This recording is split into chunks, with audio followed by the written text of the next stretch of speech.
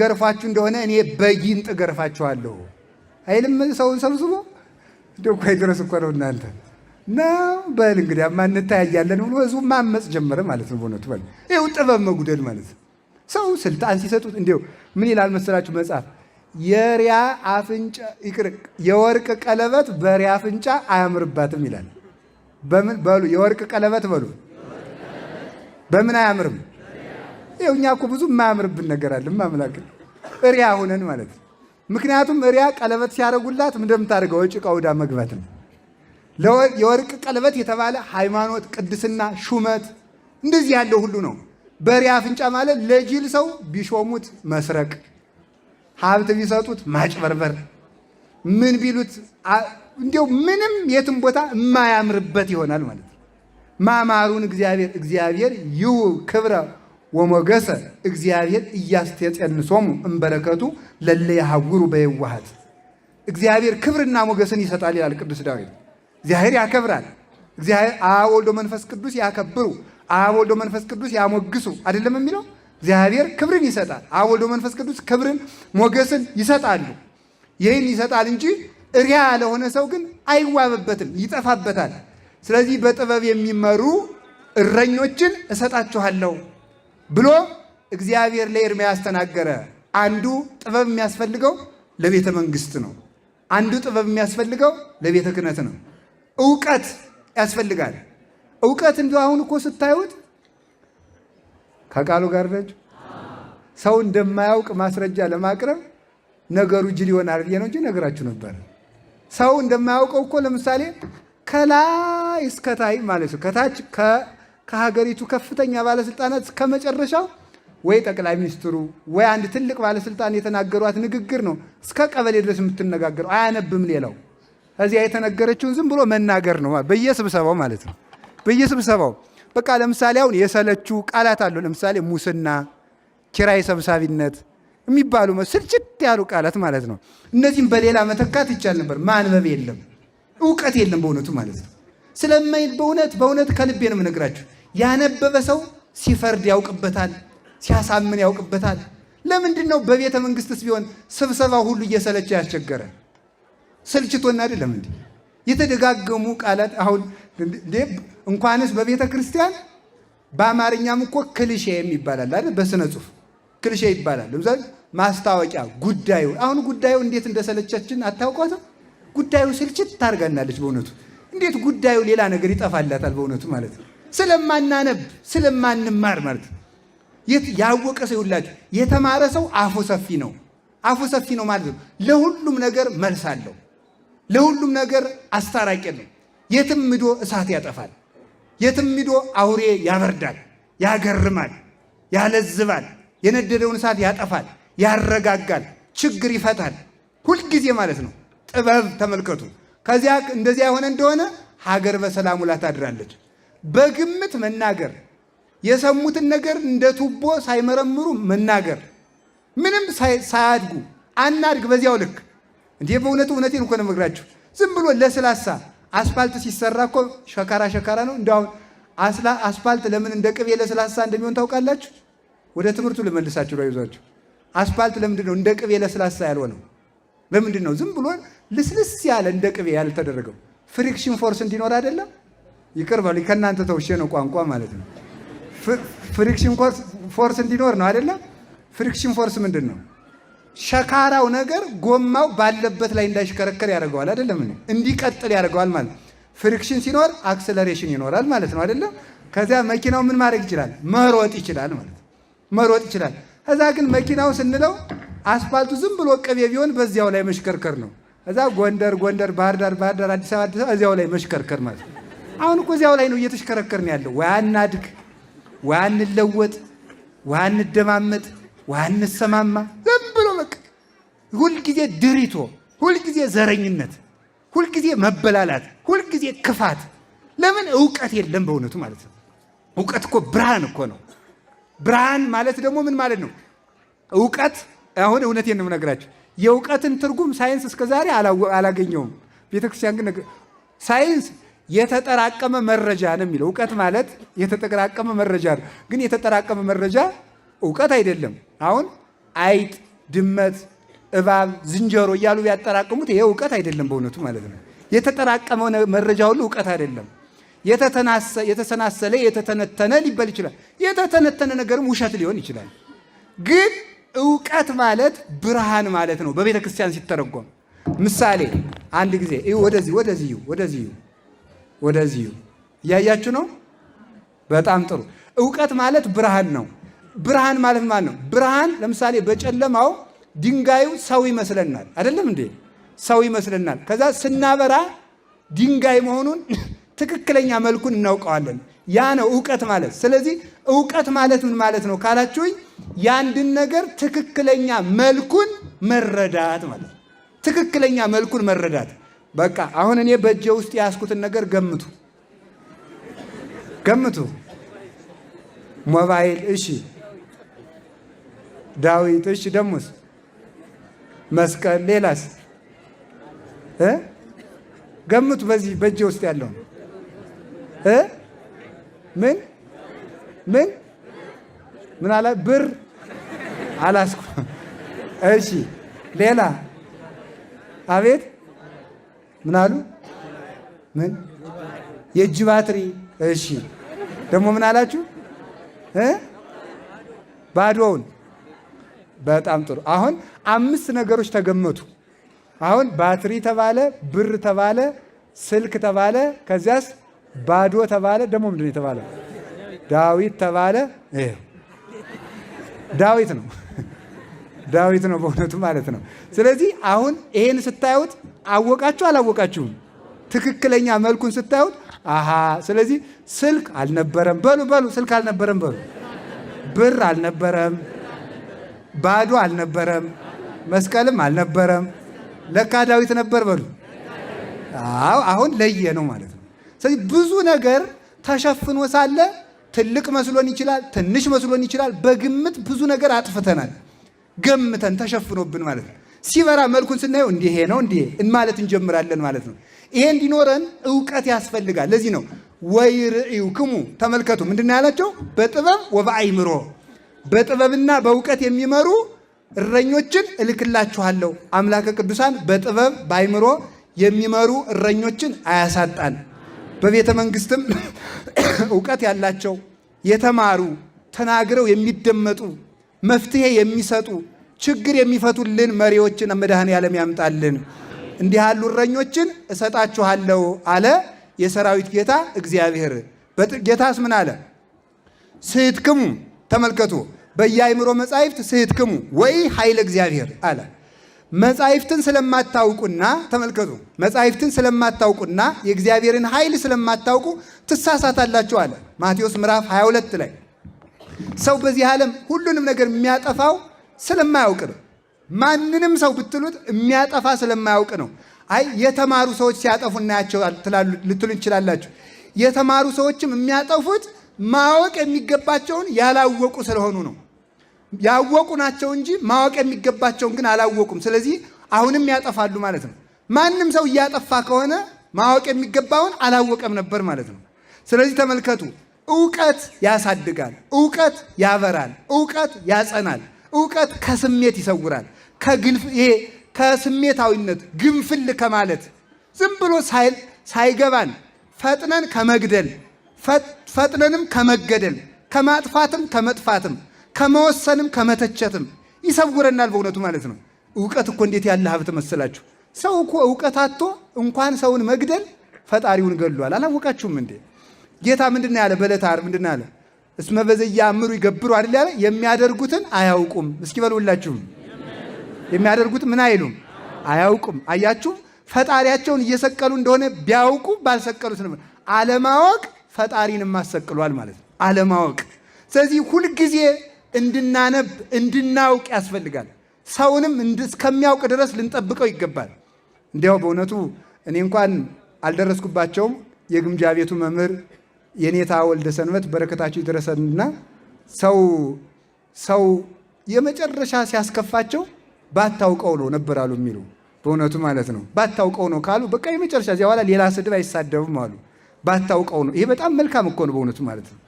እስኪ አንድ ጊዜ እረ በሉ፣ እረ ረ። በጣም ጥሩ። አሁን ሕፃን ልጅ ረ በል ስለው ማን ይላል? እለ ይላል አይደል? እለ በሉ። አሁን የልጅ እንዴት እለ ትላለህ ብዬ መተዋለሁ? ጊዜ አለው ረ የሚልበት ማለት ነው አይደል? ጊዜ አለ። ሰውን እስከሚያውቅ ድረስ ትዕግስት ሊኖረን ይገባል። እንዴት እገሌ ይህን ያደርጋል፣ እንዴት እገሊት እንዲታረጋለች ተብሎ በሰው ላይ አይፈረድም። ሰው ቀስ ብሎ ያድጋል። ጊዜ ይመክረዋል፣ እድሜም ይመክረዋል፣ መከራም ይመክረዋል፣ መምህርም ይመክረዋል፣ ንስሐ አባትም ይመክረዋል፣ ተፈጥሮም ይመክረዋል። ሰው በነፋስ ዘመን ይቸኩላል። ለምሳሌ ሰው እስከ 20 ዓመቱ ነፋስ ነው፣ የሚናገረውንም የሚውልበትን ማያውቅ። እስከ 20 ዓመቱ ልንታገሰው ይገባል። 20 ዓመት እስከ 40 ዓመት ደግሞ እሳት ነው። የዛ ጊዜ ደግሞ ጀግንነት ነው፣ አድምጡኝ ማለት ነው፣ ልናገር ማለት ነው። ያያትን ሁሉ የሚያገባት ይመስለዋል፣ ሴቲቱም እንደዚያ ይመስላታል። በቃ ዝም ብሎ ሀብቱ ሁሉ የነሱ። ወጣት ምን አለበት ማለት እሳት ነዋ። አሁን ደግሞ ትንሽ ጨመር፣ ከ40 እስከ 60 ደግሞ ማን ነው የሚገዛ መሰላችሁ? ውሃ ነው። የዚያን ጊዜ መብሰል ይጀመራል፣ ማሰላሰል ይጀመራል። ስለዚህ እስኪበስል ሰውን መጠበቅ። 60 ዓመት እስከ 40 ዓመት የሞላው ደግሞ መሬት ነው የሚያስተዳድር። ከዚያ በኋላ ያሉ ሰዎች እንደምጭ ሽምግልና ሲቀመጡ ደግሞ ለሚቀረው ዓለም ነገ አፈር ልንሆን፣ አፈር እየገዛቸው አይደለም ማለት ነው። ያምርባቸዋል እነዚህ ሲናገሩ ማለት ነው። 40 ዓመት ላይ ቀዝቀዝ ሰከን ማለት ይጀመራል። እዚያኛው ደግሞ ስንገባ ደግሞ ምን ነገ አፈር ለምንሆነው ነገር ትናንትና ገሌን ቀብረን መተን እያያችሁት ይባለት ይጀመራል ማለት ነው። ስለዚህ ሰው እድሜ ይመክረዋል። ሰውን መታገስ እንዴት መልካም መስላችሁ። መድኃኔ ዓለም ትዕግስቱን ያድለን፣ ጥበቡን ይስጠን፣ እውቀቱንም ይጨምርልን። በጥበብ የሚመሩ እረኞችን ይጨምርላቸዋል። አንድ የቤተ ክህነት እረኞች። አሁን የቤተ መንግስትን ነግሬያቸዋለሁ። ድሃ አለመበደል፣ ፍርድ አለማጓደል እግዚአብሔር የሾማቸው ባለስልጣናት ይጠበቅባቸዋል በእውነቱ። እኛ ደግሞ የቤተ ክህነት መምህራን፣ ካህናት፣ ሊቃነ ጳጳሳት እነዚህ ሁሉ እግዚአብሔር የሚልካቸው እረኞች ናቸው። እንደ ልቤ የሆኑ ሰው እንግዲህ እንደ ልቤ የሆኑ ነው ያለ እግዚአብሔር። ሰው እንደ ስሜቱ የሚያስተዳድር አለ፣ እንደ ዘሩ የሚያስተዳድርም አለ። ለዘሩ ጠበቃ እየቆመ ማለት ነው። ለገዛ ዘሩ ጠበቃ እየቆመ የሚመራም ይኖራል። ለገንዘብ ብሎ የሚመራም ሰው ደግሞ ይኖራል። የሆኑ ሰዎች ተልኮ ሰጥተውት የሚያስተዳድር ሰውም ይኖራል። የእነዚያን ሀሳብ ብቻ እንደዚህ ሞንታርቦ ማለት ይሄ ሞንታርቦ አሁን አይጸድቅ፣ አይቀድስ፣ አያስቀድስ፣ አይቆርብ ዝም ብሎ እኔ የምለውን ማለት ነው። ተመልከቱ። እኔ የምለውን ማለት ስለውም ደግሞ ይህንንም ይላል። ይገርማችኋል አይደለም? እንደዚህ ሞንታርቦ የሆነ ሰው አለ። ዝም ብሎ የተነገረውን ብቻ መጥቶ የሚያፈስ ማለት ነው። እነዚያ የጫኑበትን ሜሞሪ የሆነ ሰው ማለት ነው። የተጫነበትን አምጥቶ ፍስስ የሚያደርግ የማይመረምር ማለት ነው። ስለዚህ እንደ ስሜታቸው የሚመሩ ሰዎች አሉ። ለዘራቸው ጠበቃ የሚቆሙ ሰዎች አሉ። ነገስታት ተልኮ ሰጥተዋቸው እየበጠበጡ የሚመሩም አሉ። እንደ ደግሞ የልምዳቸው የሚመሩ አሉ። በደግነት የሚመሩም አሉ። በየዋህነት እሰራ ሲል ሰው ደግሞ ይበላሽበታል በእውነቱ ማለት ነው። እየሰራን እያበላሸን እያሳደገ እግዚአብሔር ለክብር የሚያበቃን ማለት ነው። በደግ በየዋህነታቸው በአቅማቸው እየተፍጨረጨሩ እየለፉ የማይሳካላቸው ደግሞ አለ። ቁም ነገሩ ግን የሚመራ ሰው የሚያስተዳድር ሰው እንደ ገዛ ሐሳቡ፣ እንደ ዘመዶቹ፣ እንደ ባለስልጣኖቹ፣ እንደ የበላዮቹ ሳይሆን እግዚአብሔር ምን ይላል እያለ ነው መምራት ያለበት። ማን ይላል አልኳችሁ? መንግስት ምን ይላል ወይም እገሌ ምን ይላል ወይም ምን ይላል ሳይሆን መጀመሪያ እግዚአብሔር ምን ይላል። እግዚአብሔርን የፈራ ሰው የሚያስፈራው ነገር የለም። እግዚአብሔርን ለሚፈራ ሰው ዳኛም አለቃም ወታደርም ሽፍታም የለበትም። ጠማሞች እንኳን ቢሾሙ የሚያስደነግጡት ለጠማማ ነው ብሏል ቅዱስ ጳውሎስ። ጠማሞች እንኳን ቢሾሙ የሚያስደነግጡት ለጠማማ ሰው ነው። ደግ ሰው በጠማማ ዘመንም በቅንነት ይሄዳል ብሎ ይነገራል። ስለዚህ ክፉ ዘመን እንኳን ቢመጣ ቅንነት ያለው ሰው እግዚአብሔር በእሳትና በአውሎ መካከል መሻገሪያ ስላለው ያሻግረዋል በእውነቱ ማለት ነው።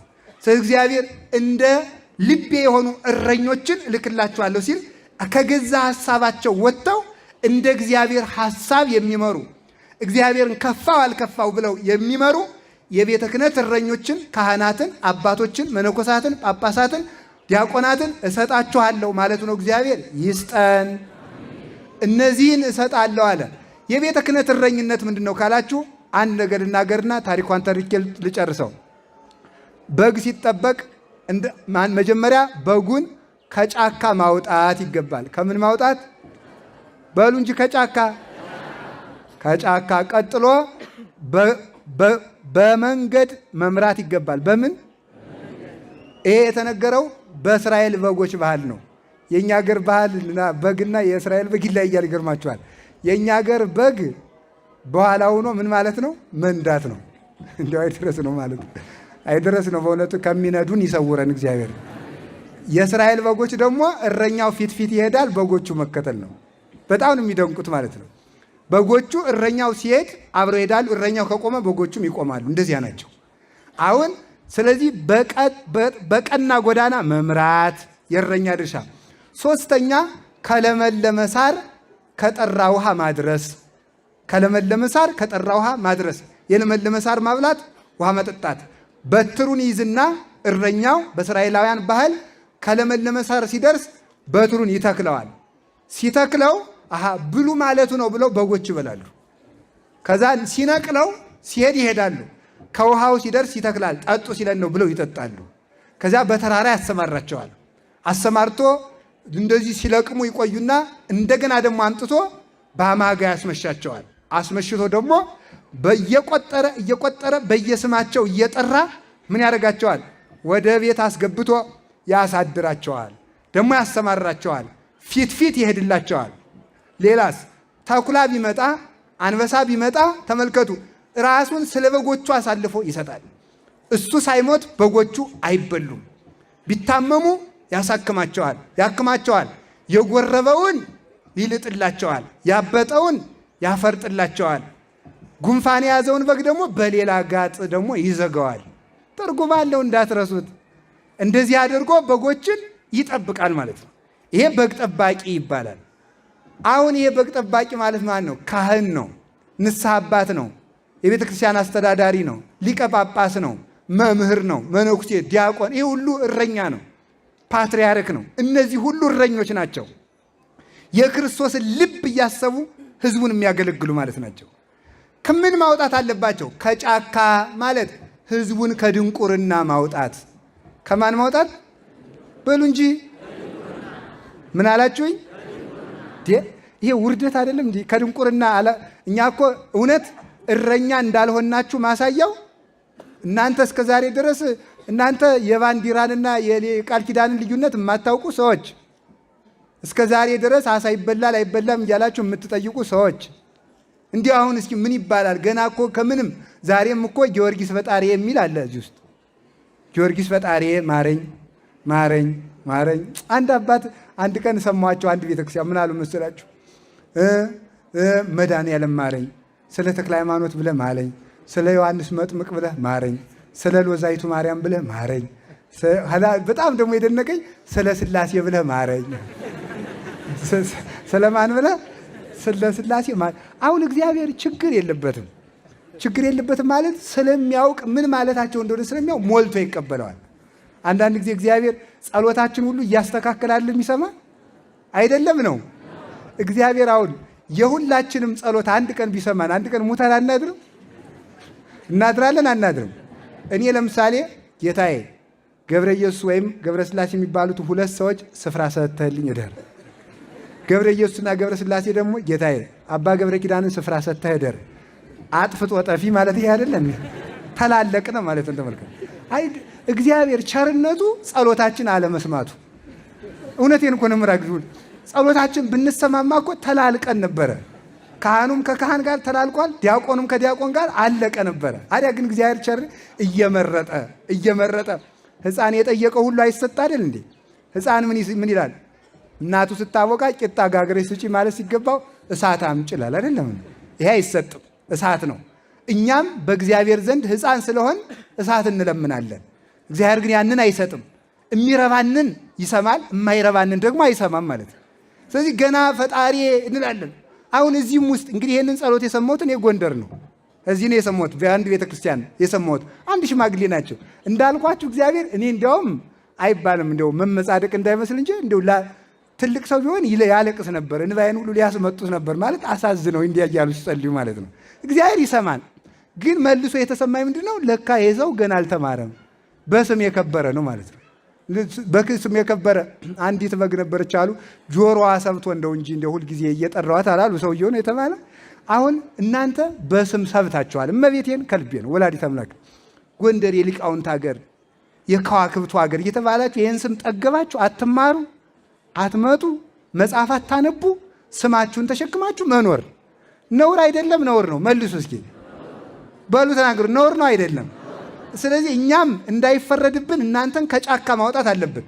እናንተስ ከጫካ ማውጣት የለባችሁም? አለባችሁ? አለብን። ከጫካ እንድንወጣ አምላከ ቅዱሳን ይርዳል። ከድንቁርና ፈጽመን መውጣት አለብን። የሀገራችሁን ታሪክ እወቁ፣ ስሙ። መጽሐፍ ቅዱሳዊ እውቀት ይኖራችሁ፣ ሃይማኖታዊ እውቀት ይኖራችሁ፣ ታሪካዊ እውቀት ይኖራችሁ። ታሪክ እኮ እየተሰረቀ ነው። አታውቁም እንዴ? ታሪክ እየተሰረቀ፣ ታሪክ እየተዘረፈ፣ ታሪክ እየተቀባ፣ ታሪክ እየተበላሸ ነው። ታሪክም እወቁ፣ ኢትዮጵያንም እወቋት፣ ሀገራችሁንም እወቁ፣ ቤተ ክርስቲያናችሁን እወቁ፣ በሰማይ ያላችሁን ጸጋም እወቁ። ሃይማኖታችሁን ለይታችሁ አበጥራችሁ እወቁ። እመቤታችንን እንደማናመልክ እግዚአብሔርን እንደምናመልክ የቅዱሳንን የእመቤታችን ድርሻ የታቦትን ድርሻ ለይታችሁ ማወቅ አለባችሁ። አሁን እናንተ የማታውቁ ከሆነ የእናንተ ልጆች ምን ሊሆኑ እንደሚችሉ ማሰብ አለባችሁ። እረኛ ማለት ከምንድን ነው? ከጫካ የሚያወጣ ነው። ስለዚህ ከጫካ እንዲያወጡን አባቶቻችን የእግዚአብሔር ፈቃዱ ይርዳል። ሌላስ በቀና ጎዳና መምራት ማለት በሃይማኖት መምራት ማለት ነው። በሃይማኖት መምራት በሃይማኖት ሃይማኖትን ለህዝቡ ማሳዝ። ህዝቡ አሁን ሃይማኖትን እኮ አልያዘም። ሃይማኖት ሸመደዳችሁ እንጂ ሃይማኖት አልያዛችሁም። እውነቴን ነው። ሃይማኖት አልያዛችሁም የምላችሁ ለምንድን ነው? ትንሽ መከራ ስትመጣ ትጨነቃላችሁ። እንሸበራለን እኮ አይደለም? በየስፍራው እየሰማችሁ ነው። አሁን እኔ እዚህ መጥቼ ረንዳው አይደረስ ነው ከእንዲህ ያለ ነገር ይሰውረን እንጂ በቅዱስ እስጢፋኖስ ጊዜ እረ እስጢፋኖስን አምላክ አትመኑት አለ አንድ ጠንቋይ ነው። ክርስቶስን አትመኑ አለ። እኔ ነኝ አምላክ አለ። እንዴት ሲሉት በሬ አምጧልና በሬ ሲመጣ በጆሮ ሆዶ በሬውን ሹክ ሲለው በሬው ከሁለት ስንጥቅ አለ። ኧረ እውነት ነው፣ ይሄስ አምላክ ነው፣ እውነት ነው። ይሄ ነው ታምራት ሲታ ይሄ ነው ወይንስ ታምር ይሄ ነው አለ። ቅዱስ እስጢፋኖስ ደግሞ በሬውን አስነሳና ያን ጠንቋይ እየወጋ እያባረርክ አምጣው አለው። አስነስቶ ደግሞ እያባረረ ሲያመጣው ኧረ ታምራትስ ይሄ ነው። አይ መከራ እኮ እንደዚህ ነው በእውነቱ ማለት ነው። ወደ ነፈሰው መንፈስ ለምንድን ነው? ሃይማኖት ስለሌለ ማለት። አንዱ ብድግ እንዴ አልተዛዘብንም? ኮሮና ሲመጣ ስንት ሰው ነው ማልዶ የበላ? በጠዋቱ በጤና አዳም በቅቤ በዝንጅብል ስትበሉ አልነበረም? አሁን እዚህ ጻድቅ ትመስላላችሁ እንጂ እውነቴን ነው በእውነቱ ማለት ነው። ስለዚህ ይህንን ሃይማኖት አላስያዝናችሁም። እግዚአብሔርን መጠጊያ አድርጉት። እግዚአብሔርን ጋሻ አድርጉት። ሰማይን የፈጠረ እሱ ነው። ምድርን የፈጠረ እሱ ነው። ነፍሳችን የፈጠረ እሱ ነው። ስጋን የፈጠረ እሱ ነው። አንበሳውን አትፍሩት። አንበሳን የፈጠረ እግዚአብሔርን ይዛችሁ። ውሃን አትፍሩ። ውሃን የፈጠረ እግዚአብሔር ነው። እሳትን አትፍሩ። የእሳትን ፈጣሪ ይዛችኋልና። ነምርን፣ ዘንዶን፣ እባብን ለምን እንፈራዋለን? የእነዚህ ፈጠራ ከኛ ጋር አለ። ሰውን አትፍሩት። ሰውን የፈጠረ እግዚአብሔር ከኛ ጋር ነው። ሰውን ማክበር እንጂ መፍራት አይገባም። ማክበር ክብሩን አለመንካት፣ ትሁት ሆኖ ራስን ዝቅ ማድረግ እንጂ ለሰው መንቀጥቀጥ አይገባም በእውነቱ ማለት ነው። ስለዚህ ፍርሃታችሁን እግዚአብሔር አውጥቶ ይጣልላችሁ፣ ይጣልልን። ሃይማኖት ማስያዝ እረኛ ማለት እሱ ነው። ሃይማኖት በቀር መፍትሔ ሥራውን አስደግሙ። ከሰባት ቦታ ላይ ቆንጥረህ አመዱን በዚህ ለውሰህ የሚል የእንትኑን ጠጉር ቆርጠህ ይህንን ጨርቅ እንዲህ አድርገህ በዚህ ሰፍተህ የሚል ሰው ካለ ይሄ በእውነቱ እረኛ አይደለም፣ ሌባ ነው። ይሄ እረኛ አይደለም። እንዲህ የሚላችሁ ካለ ሌባ ነው። መፍትሔ ሥራዬ ልድገምላችሁ፣ ጨጨጨጨ ልበልላችሁ የሚላችሁ ሰው ካለ እንደዚህ የሚል ሰው ካለ ይሄ ሌባ ነው እንጂ እረኛ አይደለም። ቀበሮ ነው። ይሄ የበግ ለምድ የለበሰ ቀበሮ ነው። ሃይማኖቱ ያዋጥ ልጄ እንዲሁኛ አሞኝ ነበር አባቴ። አይ ይሄን ያህል ብር አምጪና እኔ ጸልይልሻለሁ፣ ይሄን ያህል ብር አምጣና እኔ ልጸልይ። ይሄ ቀበሮ ነው። ይሄ ቀበሮ እግዚአብሔር አለልህ። እግዚአብሔር አምላክህን ጥራው፣ ይሰማሃል። እውነቴን ነው። አዛኝን ተው። እናንተ ሰዎች በደንብ አድርጋችሁ መኑ። አባታችን ወይ በሉ እስቲ። በሰማይ የምትኖር መንግሥት ትምጣ። ቆይ ስም ይቀደስ። መንግሥት ትምጣ። ቆይ መንግሥት ትምጣ ስትሉ ይኸው መንግሥት ይሰጣችኋል። ይኸውላችሁ ፈቃድ በሰማይ እንደሆነች በሉ እንዲሁም በምድር ትሁን። አሁን ፈቃዱን ያሳውቃችኋል ማለት ነው በዚህች ቃል። እሺ ከዚያ አስቀጥሎ የዕለት እንጀራችሁ ስጠን ዛሬ በሉ። የዕለት እንጀራችሁን ይሰጣችኋል። እሺ ሌላስ? ቀጥሉ። በደላችን ይቅር ይላችኋል። ሌላስ? አቤት እኛም የበደሉንን እሺ ይቅር ባይ ልቡና ይሰጣችኋል። እሺ አቤቱ ወደ ፈተና ወደ ፈተና ያገባችሁ ይኸውልህ፣ ወደ ፈተና ያገባችሁ። ሌላስ በሉ ቀጥሉ። ከክፉ ሁሉ ያድናችኋል። ይኸው ከክፉ የሚያድን ምንድን ነው? እንትን የሚባል ጸሎት ከክፉ ሁሉ አድነን እንጂ እያልክ ምንድን ነው የሚያድን ትላለህ እንዴ? ይኮ ነውር እኮ ነው። ይውላችሁ እንቡዛነ ልብ ለምንድን ነው ምን ሆነው? ከክፉ ሁሉ አድነን እንጂ በሉ። ይውላችሁ ሰው ከክፉ የሚያድን ጸሎት ምንድን ነው ካላችሁ፣ ከክፉ ሁሉ አድነን እንጂ በሉ። በሉ ሁላችሁ መልስ ነው። ከክፉ ሁሉ እሺ በሉ እንጂ ቀጥሉ። አይ መንግስት ቢያጠፋንሳ፣ መንግስት ቢያስረንሳ፣ መንግስት ቢገለንሳ፣ ክፉ መንግስት ቢነሳሳ የሚል ሐሳብ ደግሞ ሲነሳ መንግስት የማናትና መንግስት ያንተ ናትና ልብ ብላችሁ ድገሙት። የናሙነ ዘበሰማያት ዝም ብላችሁ ሳትፈሩ ሳታፍሩ የትም ብትሆኑ አባታችን ወይ በሰማያት የምትኖር ስምህ ይቀደስ መንግስት ትምጣ ካላችሁ ስታማትሙ ደግሞ በደንብ ነው መስቀል ሰርታችሁ። ዝም ብሎ አይደለም የሚደረገው። የምሬን ነው። እኔ አዛኘን መጽሐፍ ላይ የተጻፈውንም ነግራችሁ አጋንንት በትክክል ካላመሳቀላችሁት አይሸሽም። በትክክል አማሳቀላችሁ ከግንባር ነው የሚጀመረው። ግንባር መካን አይምሮ ስለሆነ ጭንቅላቴን የሚቆጣጠረውን ሰይጣን አርቅልኝ ማለት ነው። በስመ አብ በሉ አንድ ጊዜ እናማትበት። ወወልድ ወመንፈስ ቅዱስ አሃዱ አምላክ። አዩ በስመ አብ በዚህ በላይ የሚመጣውን ወወልድ በልብ የሚጠጋውን ወመንፈስ ቅዱስ በግራ ያለውን አሐዱ አምላክ በቀኝ የሚመጣውን በዚህ መስቀል ቀጥቅጠው ይቀጥቅጥልን። ማንን ነው? ሰይጣንን ማለት ነው። ለእኔም ለእናንተም ይቀጥቅጥልን። አሬንን መስቀል ታጥቃችሁ እንዲህ ነው ማለት እንዲያውም ይትባረክ እግዚአብሔር አምላከ አበውየ ዘመሃሮን ጸባ ለእደውየ ወቀትል ለአጻብየ ለእጆቼ ሰልፍን ያስተማረ እግዚአብሔር ይመስገን በሉ። መዝሙር 143 ነው። ሰልፍ እግዚአብሔር ያስተምራል። ሰልፍ ያለው ማማተብ ነው። ማማተብን ያስተማረ እግዚአብሔር ይመስገን። አባታችን ኮከበ ገዳም ብሩህ ተክለ ሃይማኖት 60 ክንድ ዘንዶ ቢመጣባቸው ምንም አላደረጉም። ዱላ ቆረጣሮጡ፣ ድንጋይ አላነሱ። በስመ አብ ወወልድ ወመንፈስ ቅዱስ አሐዱ አምላክ ሲሉ 60 ክንድ ዘንዶ ከሁለት ስንጥቅ አለላቸው ማለት ነው። በመስቀል በማማተብ ብቻ ማለት ነው። ስለዚህ ሁላችን አሁን ተመልከቱ፣ የምትጸልዩትን ጸሎት ስሙት። እንዲሁ በሞቴ ስሙት። ምን መስቀል ምናችን ነው የሚለው ኃይል ከምናገኛለን ብሎ ሰው ቢጠይቃችሁ ከምን ትላላችሁ? መልሱ መስቀል ቤዛችን ነው በሉ። መስቀል የነፍሳችን መዳንያ ነው። አይሁድ ይክዱታል፣ እኛ ግን ያመንነው እንድናለን፣ ድነናልም። የመስቀሉ ሞገስ ከእናንተ ጋር ይሁን። ስለዚህ ምን የሚያደርግ ነው? ሃይማኖት የሚያስዝ በሃይማኖት የሚያስመረኩዝ ከዚያስ ከጠራ ውሃ ከለመለመ ሳር የሚያደርስ። የለመለመ ሳር ማን ነው? ቤተ ክርስቲያን ናት። የለመለመ ሳር ማን ነው? ስጋውና ደሙ ነው። የጠራ ውሃ ማን ነው? ኢየሱስ ክርስቶስ ነው። ስለዚህ እረኞችን እልክላችኋለሁ ማለት ከስጋና ከደሙ የሚያደርሱ ስጋ ወደሙን የሚያቀብሉ ካህናትን እልክላችኋለሁ። ለወደፊቱ ልቆርብ ነው ስትሉ ብር ክፈይና ብር ክፈልና ትቆርባል የሚል ካቱ ያ ቀበሮ ነው፣ እንዳሰጡ። እንደዚያ ያለ ከገጠማችሁ እንዳሰጡ። ፈጣሪ በነፃ የሰጠኝ ስጋና ደምማ አንተ አትሸጥልኝም ብላችሁ እምቢ ነው ማለት። ስጋውና ደሙን የሚያቀብሉ የክርስቶስን ስጋና ደም ሰጥተው የሚመግቡ። አያችሁ ክህነት እኮ እንዴት ያለ እረኝነት መሰላችሁ። ቅዱስ ዮሐንስ አፈወርቅ ምን አለ? ክህነት እኮ ከባድነቱ አለ የሚያስቡ በጎችን መጠበቅ ስለሆነ ነው አለ። ምን አይነት በጎችን ነው? በጣም ከባድ እኮ ነው። እነዚያን በጎች እኮ ነይ በዚህ ቆሪት፣ ጥቁሪት፣ ነጭት እያልኩ በዚያ ወደዚያ ወደ ግራ ወደ ቀኝ ስነዳ ትውል ነበር። ያችን ብትሆን ማለት ነው እነዳቸው ነበር፣ ሙክት ቢሆን ጠቦት ቢሆን።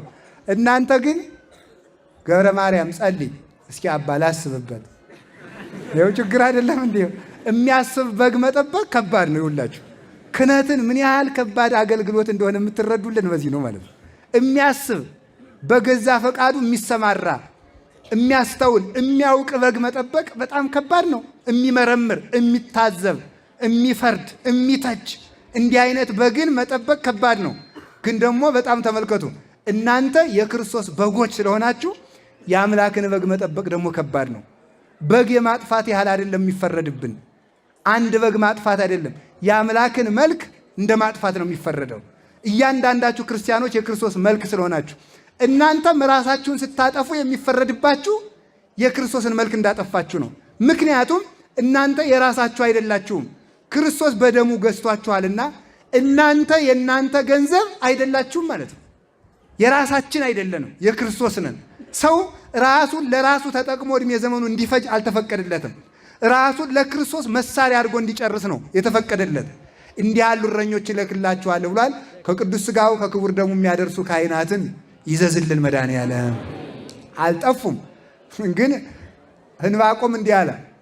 በመጨረሻው ዘመን የሚሆነውን እያሰበ ሲያለቅስ ወአባግዕኒ ተሃጉሉ እመብል ወአሊምትኒ ይትረከቡ በውስተ ጎል፣ በሬዎች ከበረት ጠፉ በጎችም አንበላም አሉ አለ።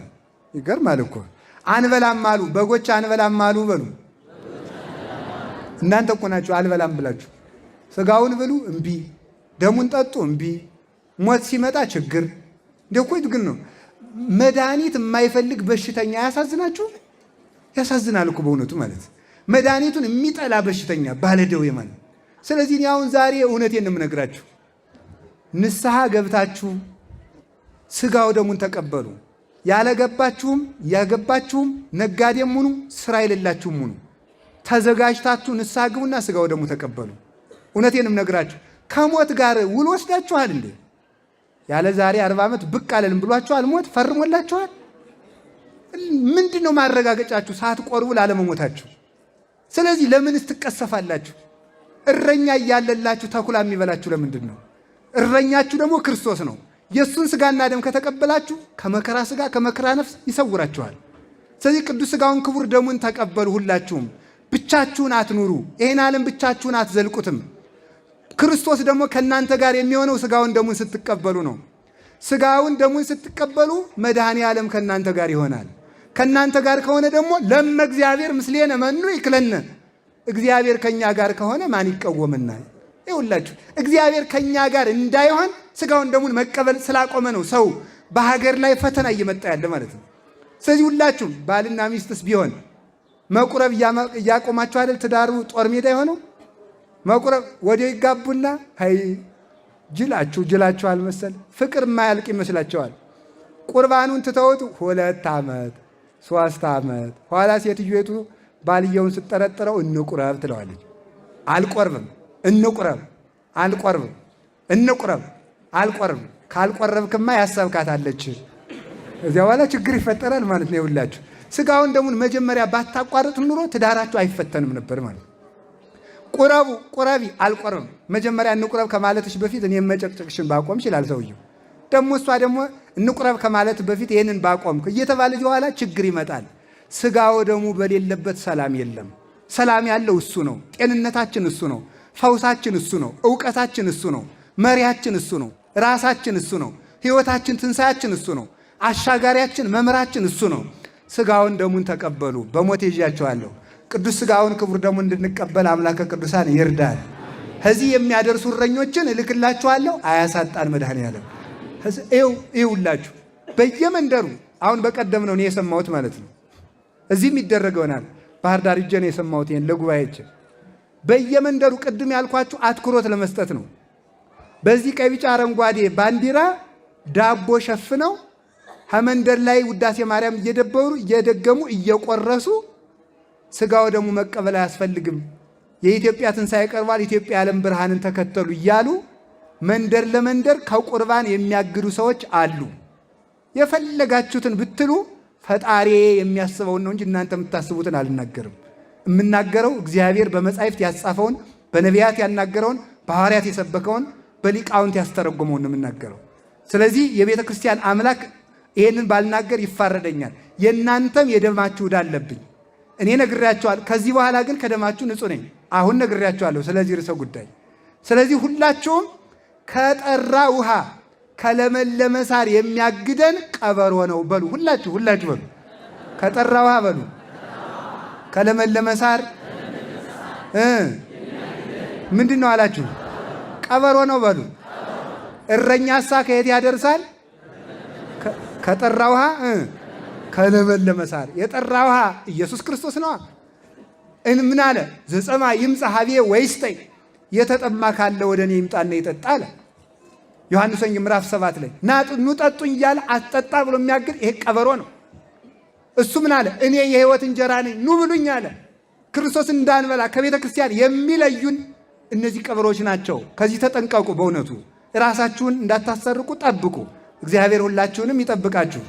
እዚያሳ ወደ ተራራ ያሰማራቸዋል፣ አንቀጸ ብፁዓን ያሰራቸዋል። ብፁዓን ነዳያን ትሑት ሁኑ፣ ብፁዓን የዋሃን ሀዳጋያነ በቀል ሁኑ፣ ብፁዓን መሐርያን ሩሩሆች ሁኑ፣ ብፁዓን ገባርያነ ሰላም ሰውን አስታራቂዎች ሁኑ፣ ብፁዓን እለ ይርህቡ በይንተ ጽድቅ ስለ ጽድቅ ተራቡ ጹሙ ይላቸዋል። ስገዱ፣ ብፁዓን እለ ይሰደዱ በይንተ ጽድቅ ስለ ሃይማኖታችሁ ተሰደዱለት ብሎ አንቀጸ ብፁዓንን ያሰራቸዋል። ኋላሳ በማጋ አስመሽቶ እንደየጸጋቸው ጽድቅን አሰርቶ በጠባብ በር እየቆጠረ ወደ ጋጡ ያስገባቸዋል። ጠባብ በር የተባለች ምንድን ናት? ወንጌል ናት። ጠባብ በር በአሁን ተጸባብ አንቀጽ ደሃን መጹት ማለት ሀብታምን ጹም ማለት ጠባብ መንገድ ነው ይላሉ። ደሃን ምን ማለት? መጹት። ሀብታምን ምን ማለት? ሀብታምን ጾም ብንለው ምን ያደርጋል? መጹት ብንለው ምን ያደርጋል? ስንት ይሁን አይደለም የሚለው እንዲህ እንደሱ ነው የሚለው ማለት ነው። ደሃን ስገድ ቢሉት ደግሞ ምን ያህል ጾም ቢሉት የለመድኩት አይደለ ይጾማል ማለት ነው። ችግሯ ምንድን ነው? ሀብታምን ምን ማለት ነው? ጾም እስከ 11 ሰዓት ጾም። ያንን በ4 ሰዓት ጀምሯ አፉን ክፍት የሚያደርገውን የሚያፋሽገውን ሰይጣን ተቋቁመ ጾም። አያትች ጠባብ ጎዳና ናት። ያንን ደግሞ ስጥ፣ የዕለት እንጀራህን ጦምክን አድረን ስጥ፣ በጠበበችው ጎዳና ግቡ ያደርግና እዚያ በኋላ ወደ ጋጡ ያስገባቸዋል ማለት ወደ መንግሥተ ሰማያት ያስገባቸዋል። ይሄ ምንድነው? እረኛ የሚባለው እሱ ነው ማለት ነው። ፊት ይሄድላቸዋል። በፊት ይሄድላቸዋል ማለት ምን ማለት ነው? ጽድቅን እየጀመረ ያሳያቸዋል ማለት ነው። ስሩ፣ እየጸለየ ጸልዩ፣ እየጾመ ጹሙ፣ እየሰጠ ስጡ፣ እየሰገደ ስገዱ፣ እየቀደሰ አስቀድሱ፣ ኪዳን እያደረሰ አስደርሱ ይላቸዋል። ጽድቅን እየሰራ ያሳያቸዋል። ይሄ ነው ፊት ይሄድላቸዋል ተብሎ የተነገረለት ከዚህ የተነሳ ነው። ከዚያሳ ያበጠውን ያፈርጥላቸዋል። ምን ማለት ነው ደግሞ? ትዕቢታቸውን መክሮ ያስተካክላቸዋል። የጎረበውን ይልጥላቸዋል። ከዚያ ተመልከቱ፣ የጎሰቆለውን የጨነቃቸውን ጭንቀታቸውን ደግሞ ያስወግድላቸዋል። ከዛ ይፈውሳቸዋል በንስሐ ተመልከቱ። ካህን ሲፈውስ መጀመሪያ ምን ያደርጋል? ሐኪም እጃችሁ አሁን እዚህ ላይ አብጦ ብትሄዱ ምን ያደርጋል? መጀመሪያ ያፈርጠዋል፣ ይልጠዋል። ሲልጠው ያማል አያምን? በሉ እንጂ ዝም ትላላችሁ። ለምንድን ነው ዝም የምትሉት? በሉ እያመማችሁ ለምን ዝም ትላላችሁ ነው። ከሐኪሙ ሲልጠው ይሄን ለመዳን በሉ እንጂ። እኛ ስናቆሰላችሁ እንግዲህ ለምን ዝም አትሉ? እኛም እኮ ሐኪም ነን እኮ። አሁን እኔ ሐኪማችሁ ነኝ፣ መድኃኒታችሁ ግን ክርስቶስ ነው። እኔ ሐኪም ነኝ። ስለዚህ ህዝቡን አክም ብሎ ሰጥቶኛል። እኔ እናንተን እኮ ላቆስላችሁ እችላለሁ። በምንድን ማቆስላችሁ? በስግደት አቆስላችኋለሁ፣ በጾም አቆስላችኋለሁ። ግን ለምን ለማለት ለመዳን በሉ እንጂ። ከዚያስ እስኪ አንድ ሐሳብ ልንገራችሁ። ከሐኪም ቤት ሄዳችሁ ጨጓራዬን ያመኛል፣ ራሴን ይፈልጠኛል፣ እግሬን ይቀጨቅጨኛል፣ ክንዴን ይቆረጥመኛል፣ ሆዴን ያቅለሸልሸኛል ብላችሁ አሁን ብትመጡ ትድናላችሁ? ዝም ብሎ ብትመጡ እንዲያብላችሁ ምን ማድረግ ይገባል? መድኃኒት መዋጥ በሉ። አዲያ እናንተስ ቢሆን እዚህ መታችሁ ፈጣሪ ብሎ ብቻ ብሎ መዳን አለ? መድኃኒት መውሰድ። መድኃኒት ምንድን ነው? ሥጋው ደሙ ነው። ይኸውላችሁ በሽታን ለሐኪም እንደመናገር፣ ይኸውላችሁ ኃጢአትን ለካህኑ መናገር፣ መድኃኒት እንደመቀበል ሥጋው ደሙን መቀበል። ከዚያ በኋላ እንፈውሳለን ማለት ነው። ከዚያሳ ደግሞ ምን ያደርጋል ደግሞ? በጣም ሌሎችን በጎች የሚበክለውን ደግሞ በሌላ ጋጥ ያቆየዋል። ይሄ ደግሞ ምን ማለት ነው? ክዶ ተመክሮ አልመለስ ያለውን በሌላ ጋጥ ያቆየዋል ማለት አውግዞ ያቆየዋል ማለት ነው። ይሄ እረኛ ይባላል። ሌሎችን እንዳያበላሽ ቅዱስ ቄርሎስ ይህን ሲናገር እጣታችን እንኳን ብትሆን የማትድን ከሆነ ሌላውን እጃችን እንዳታበላሽ ቆርጠን እንጥላታለን እንዳለ፣ ልክ እንደዚህ ምዕመናንም ክደው ተመክረው አልመለስ ካሉ ተወግዘው ተቆርጠው ይወጣሉ። ቅዱስ ጳውሎስ እንዲህ እንዳለ የሚያውኳችሁ ይቆረጡ አለ። ግን እጣቴ የተቆረጠልኝ ብሎ ደስ የሚለው ሰው የለም። ሰው ተወግዞ ሲወጣም ደስ አይበላችሁ። ሰው ገሌ ተወገዘ እኮ እሰይ አይባልም፣ ልብ ይስጠው ነው የሚባለው።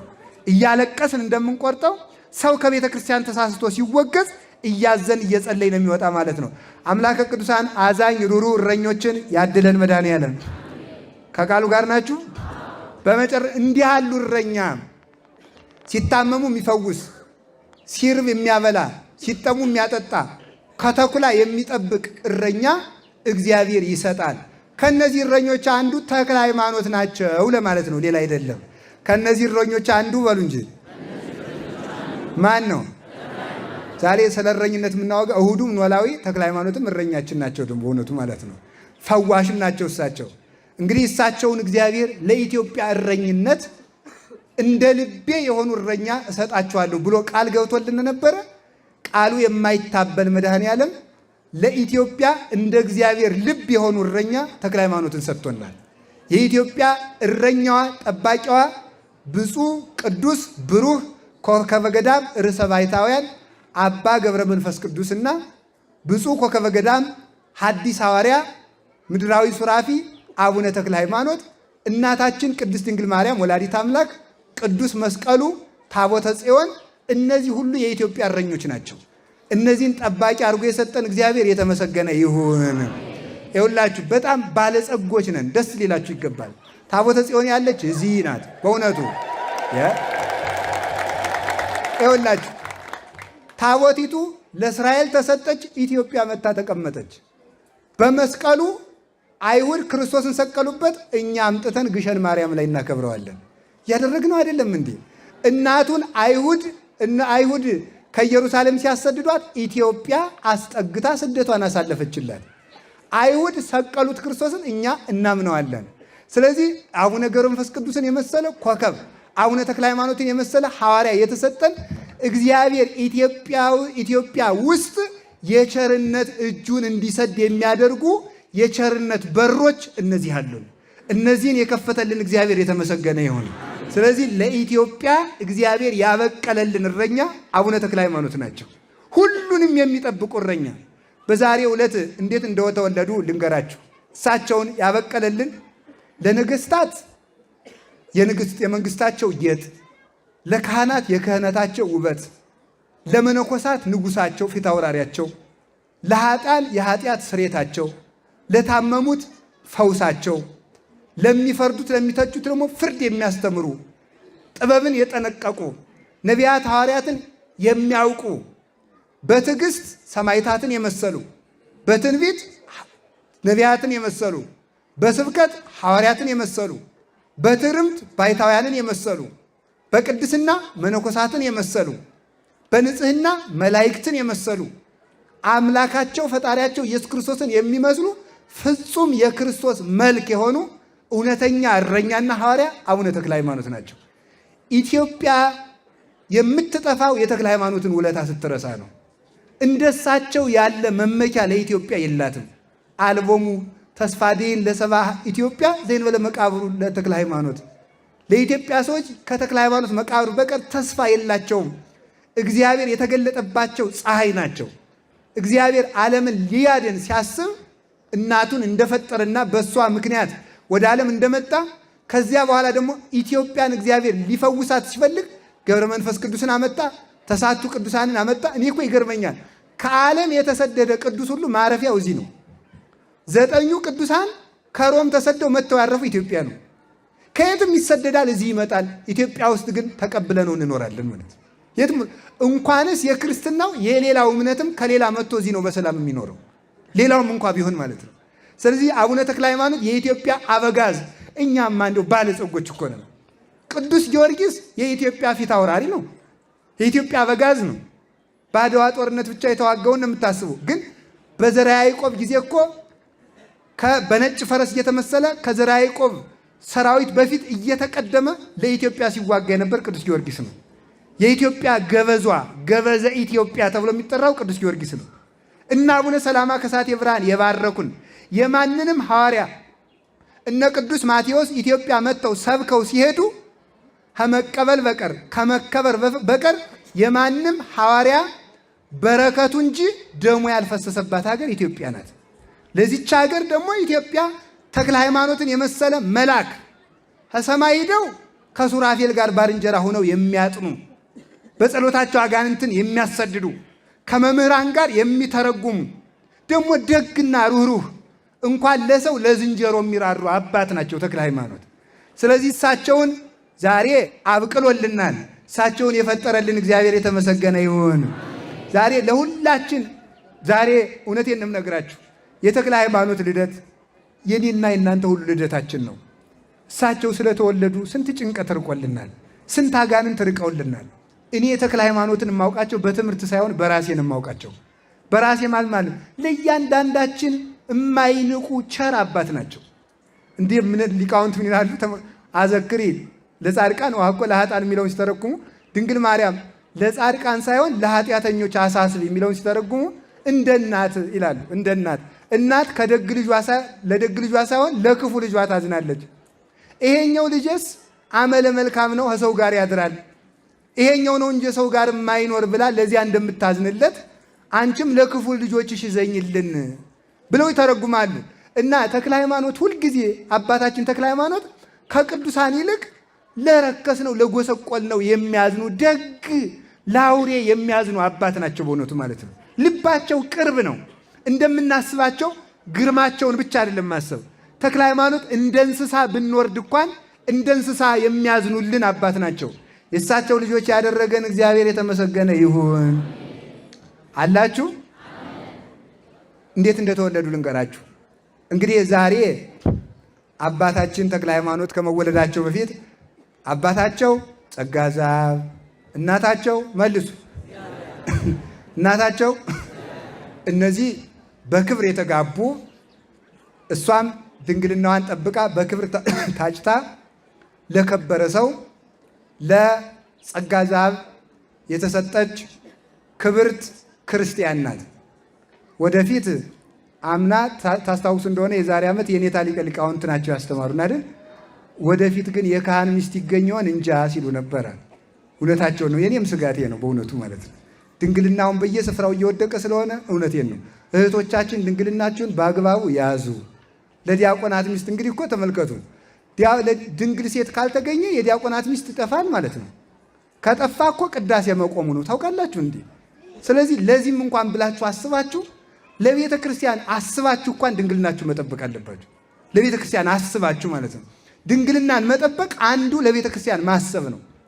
ስለዚህ ቤተ ክርስቲያን የምትቀጥልበት ሰንሰለት ትዳር ይባላል። በሉ ትዳር በሉ። ትዳር ባይኖር አሁን እኔን ማን ይወልደኛል? ከሰማይ አልወርድ፣ ከምድር አልፈለጥ፣ ከዛፉ አትልጡኝ። አሁን ከየት እመጣለሁ? ስለዚህ አባም የመጣ በትዳር እኮ ነው። ጳጳስ የመጣ እኮ በትዳር ነው። ፓትርያርክ የመጣ በትዳር ነው። ትዳር ባይኖር ጳጳስ የለም፣ ጳጳስ ባይኖር ቄስ የለም፣ ቄስ ባይኖር ቅዳሴ የለም፣ ቅዳሴ ባይኖር ቁርባን የለም፣ ቁርባን ባይኖር መዳን የለም ማለት ነው። ስለዚህ ትዳር የተከበረ ነው። ተጠንቅቃችሁ አግቡ፣ ተጠንቅቃችሁ እጩ፣ ተጠንቅቃችሁ ታጩ። እሺ፣ ራሳችሁን በደንብ አድርጋችሁ በየሜዳው ክብራችሁን አጣሉ። በየሜዳው በእውነቱ ማለት ነው። የሚሰራው ግፍ ቀላል አይደለም። እየተወለደ ያለው ልጅ ቀላል አይደለም በእውነቱ ማለት ነው። አሁን እኔ እዚሁ መናገር እችላለሁ።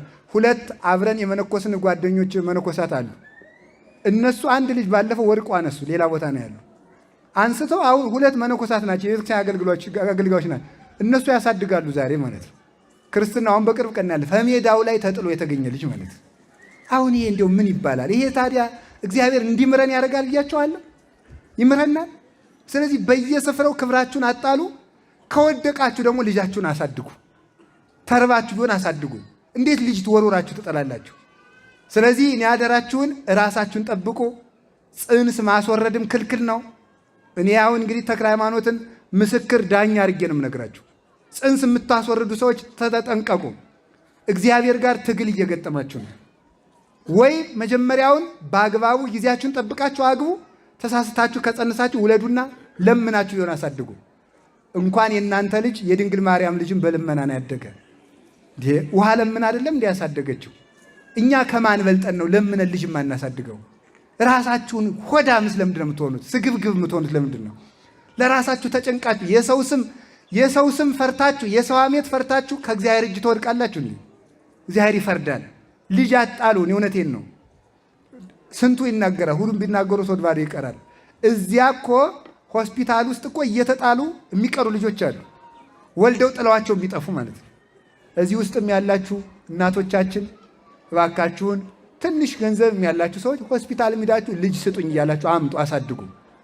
ያንን ሌሎች እየወሰዱ ነገ የቤተክርስቲያን ጠላት እያደረጉት ነው። ይገባችሁ እንደሆነ ማለት ነው። ነገ እናንተ እኮ የክርስቲያን ልጅ ነህ ተጥለህ አግኝተን ያሳደግን እየተባለ የቤተክርስቲያን ጠላት እንዲሆን እያደረግን እኮ ነው። ራሳችን በራሳችን እያጠፋ እንደሆነ ወቁ። ስለዚህ ልጆቻችሁን ጥላችሁ አጥፍቱ፣ እናንተም አሳድጉ። ትዳራችሁን በሚገባ አክብሩት። እንኳንስ ሌላ ነገር ድንግል ማርያም እንኳን የተገኘች በትዳር እኮ ነው። ትዳር ባይኖር ሐናና ኢያቄም ባይጋቡ ድንግል ማርያም ትወለዳለች? እሷ ባትወለድ ክርስቶስ ከማን ይወለዳል? ስለዚህ ማሰብ ያለባችሁ ትዳር የሃይማኖት መስመር ነው። ትዳር ሲቋረጥ ነው ሃይማኖት ሰንሰለቱ ችግር የሚገጥመው።